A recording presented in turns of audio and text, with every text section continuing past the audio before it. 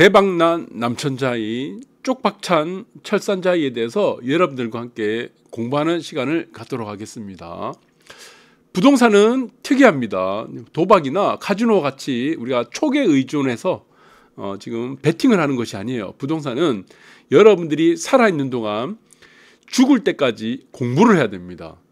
자, 임장을 가야 되고, 그리고 여러 가지 매체들이 있습니다. TV라든가 뭐 책이라든가 유튜브 방송을 통해서 끊임없이 정보를 전달받고 학습을 하고 임장을 가야 되는 아주 복잡한 게임이 바로 부동산이다.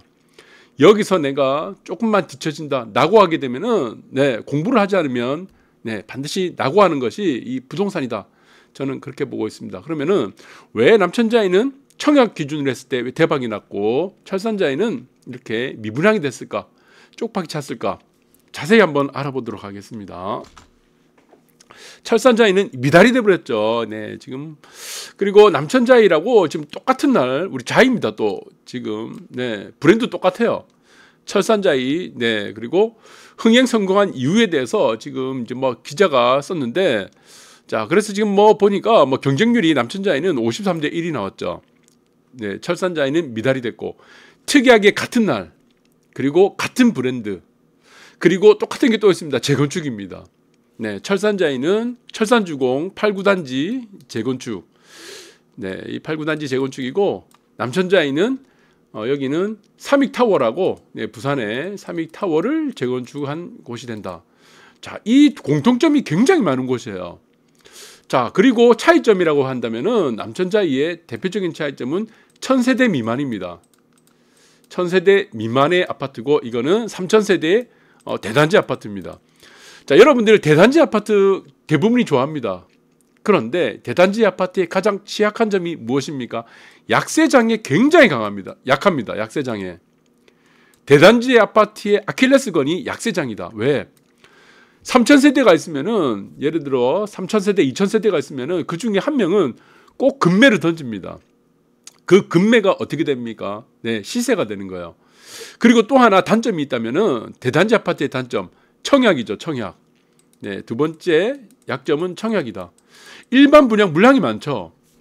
자, 그러다 보니까 일반 분양 물량이 적은 아파트에 비해서는 청약 경쟁률이 떨어질 수밖에 없다. 그래서 이거는 절대치로 우리가 볼 수는 없겠죠. 우리 청약 경쟁률 이 절대치로 이 단순히 볼 수 있는 것이 아니고 단지 규모도 사실은 같이 봐야 되는 겁니다. 자, 거기에 비해서 지금 경쟁률 자체가 어쨌든 같은 날에 같은 브랜드, 같은 재건축매에도 불구하고 이 남천자이는 53대 1이라는 현재로 보면은 상당히 선방한 겁니다. 자, 이것이 뭐 100% 지금 대박을 쳤다고 하긴 힘들죠. 왜? 실질적인 계약이 이루어져야 되니까. 어쨌든 지금 있는 상황으로 보게 되면은 철산자이의 분양률보다는 굉장히 높다. 이 부분을 여러분들이 체크를 해야 될 것 같아요. 그래서 53대 1 그리고 0.61대 1. 여기서 말하는 것은 가격이 청약 힙이 잘 갈렸다고 얘기하는데 사실 그렇지가 않습니다. 이 가격적인 부분은 사실 철산주공이 더 쌉니다. 더 대단지고 매머드급이고, 그래서 이것을 가격으로만 우리가 볼 것이 아니고 전체적인 우리가 상황을 보여야 될 것 같아요. 상황. 이 상황을 여러분들이 체크를 해야 될 것 같고, 그렇다면 53대 1을 만들었던 남천자이의 강점은 무엇이고, 그리고 0.61대 1밖에 되지 않았던 철산자이의 이 이유는 무엇인가를 또 우리가 눈여겨봐야 될 것 같습니다. 자, 그런데 우리가 지금 눈여겨봐야 될 대목 중에 하나가 이겁니다. 지금 여러분들 도시에 보면은 이런 커다란 도시가 있습니다. 사실 땅 없습니다. 이때 땅이 없죠. 지을 땅 없습니다. 앞으로 한 5년 6년 지나면요, 이제 저는 정비사업도 막을 내릴 가능성이 크다고 봅니다. 자, 그런데 자, 여러분들 외곽으로 갈수록 어떻습니까? 땅은 넘쳐나죠. 땅은 이제 땅이 넘쳐납니다. 그런데 사람들은 어떻습니까? 안쪽으로 들어가려고 하죠. 이 대표적인 이유가 인구 문제라는 것들이 있을 겁니다. 그래서 지금의 앞으로는 정비사업이라든가 시행을 하든 아파트를 공급을 하든 이전까지 있었던 우리가 생각했던 대표적인 요인들은 사업성이었습니다. 사업성입니다. 여기 일반 분양 세대 몇 세대, 기존 소유주에 비해서 조합원 세대에 비해서 이것이 아니라 앞으로는 무엇이냐? 분양성이 될 가능성이 굉장히 높다는 거다. 아무리 사업성이 많고 일반 물량 세대가 많으면 뭐합니까? 둔촌주공처럼 많으면 뭐예요? 철산주공처럼 많으면 뭐합니까? 분양이 안 되면요, 이거 의미 없다는 겁니다. 그래서 이제는 정비사업, 아파트 공급도 사업성을 기존까지 있었던 이 패러다임에서 분양성으로 넘어갈 가능성이 매우 높다는 부분들을 눈여겨봐야 될 것 같아요. 그럼 분양성을 좌우하는 것은 결국에 무엇입니까? 이게 입지라는 겁니다. 로케이션. 그래서 선진국에 있는 부동산 하는 사람들은 입에 달고 다니는 말이 뭡니까? 로케이션이죠. 로케이션, 로케이션, 로케이션. 이 단어 하나로 다 끝납니다. 자, 그래서 땅이란 것은 지속적으로 한계 토지를 만듭니다. 우리가 한계라는 말을 여러분들 잘 아시죠? 한계. 한계가 무엇입니까? 한계. 자, 여러분들 한계란 말을 제가 경제학에서 가장 중요한 것이 무엇이다? 한계죠, 한계. 한계 토지, 한계 기업. 이것이 무엇이죠? 이익이 안 난다는 겁니다. 이익이 제로에 간다. 우리가 이익이 제로에 가는 시장을 무엇이라고 합니까? 완전 경쟁 시장이 또 이익의 제로 가죠. 그러면 결국에는 부동산도 어떤 토지는 한계 토지로 갑니다. 한계 토지. 사람들이 더 좋은 입지로 넘어가기 때문에 계속. 기존에 있던 입지는 어떻게 되겠습니까? 한계 토지가 되는 거죠. 자, 그래서 부동산은요, 여러분들이 살아있는 동안 계속 공부를 해야 됩니다. 끊임없이 유튜브도 보고, 방송도 보고, 책도 보고, 신문도 보고. 세상을 알려면요, 부동산을 알아란 말이 있습니다. 그래서 여러분들이 끊임없이 공부를 해야 되고, 한계 토지를 계속 넘어가면서 이 한계 토지로 넘어가는 이제 이익이 나는 토지로 계속 가려고 하죠. 땅을 갖고 있는 사람들은 지주입니다. 땅의 사용은 뭡니까? 지대죠, 지대. 그래서 이 지대는 계속 변한다. 그것이 아주 눈에 보이지 않게 스테이블하게 이렇게 진행된다는 겁니다. 여러분들 이 스테이블하게 진행되는, 아주 천천히 진행되는데 눈 깜짝할 때 돌아서면요, 네, 이 내가 타이밍을 놓치는 경우가 굉장히 많습니다. 네, 그래서 여러분들이 항상 공부를 해야 되고, 한계 토지는 계속 생겨난다. 한계 토지는 또 생겨나고 또 생겨나고 땡겨나고, 사람들은 지속적으로 이익이 되는 토지 쪽으로 넘어가려고 한다. 그 토지로 넘어가려는 이유 중에 하나가 무엇입니까? 아파트 시장도 대표적이죠. 입지라는 것이다. 자, 여러분들 이렇게 이해하시면 될 것 같아요. 그래서 철산자이 더 헤리티지입니다. 원래 이름은. 네, 그래서 여기는 이제 광명에 저는 옛날에 살았습니다. 살아서 이쪽 잘 압니다. 여기는 하남뿐만이 아니고 그다음에 과천 있죠. 그리고 네, 또 어디입니까? 성남, 분당 있는 성남, 그리고 광명. 자, 이 네 개 도시가 수도권에서 다 풀렸어요. 비조정은 풀렸는데 여기는 아직까지 투기과열지구로 묶여 있습니다. 자, 투기과열지구로 묶여 있으니까 또 무엇이 또 묶입니까? 청약과열지구로 묶여 있는 거죠. 청약과열. 자, 이런 부분들이 사실은 약세가 될 수도 있다고 생각할 수 있지만, 이거 1월 달에 다 바뀝니다. 1월 이후가 되면은 제가 전국에 있는 아파트들, 우리가 구역은 다 비조정 구역으로 바뀐다고 했죠. 그래서 남천자이와 좀 다른 부분은 투기과열지역, 청약과열지역으로 묶여 있는 거고, 그리고 여기서 보시면은 분양세대가 1631세대, 총 3800세대입니다. 그래서 분양가는 좀 싸요. 분양가가 84 타입이 9억 정도. 로 하고 있죠. 그래서 자, 이런 부분들이 좀 다르다라고 보시면 되는데, 어차피 이것도 청약할 때 어떤 지금의 상황이지 앞으로 바뀐다. 네, 이렇게 보시면 될 것 같아요. 자, 그래서 지금 청약을 했을 때의 분양가도 저렴한 곳이 철산자이고, 그런데 남천자이는 어떻습니까? 분양가가 비싸죠. 10억이죠, 10억. 84 타입이 아까 우리 철산자이 같은 경우는 아까 9억대라고 했죠. 9억대. 그런데 남천자이는 무엇입니까? 10억이죠, 10억. 10억대. 10억에서 최고 13억대. 분양가가 다르다. 절대적인 가격으로 보면은 철산자이가 유리합니다. 더 대단지고. 자, 그런데 이유가 있다. 자, 이것은 가격적으로 우리가 설명할 수 없다. 네, 가격이 철산자이가 인근 주변에 비해서 비싸다.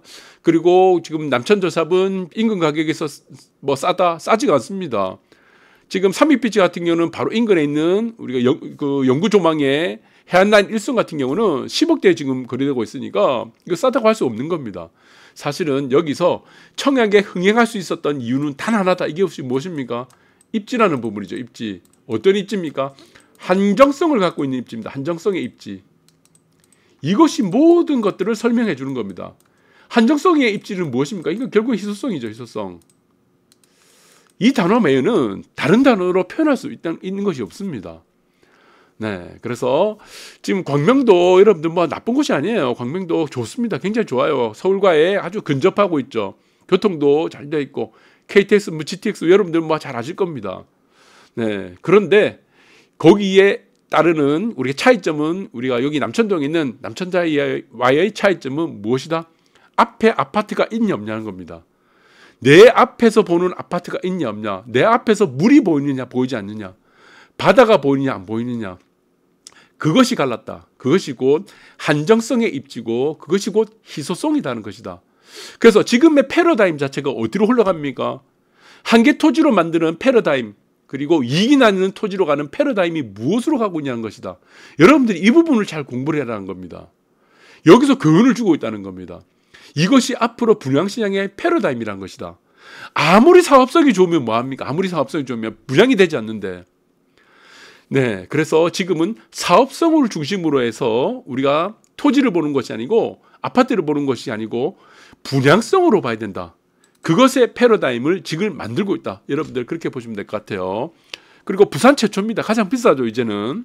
네, 분양 기준으로 봤을 때는 LCT 다음으로 우리가 3천만 원대 처음입니다. LCT도 2,700만 원대였습니다. 1순위 청약에 53대 7대 1 만들었다.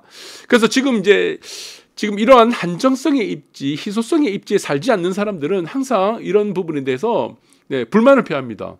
아니, 해안 쪽에 아니면은 뭐 광안대교뷰, 아까도 말씀드렸죠. 이 아파트는 광안대교뷰죠.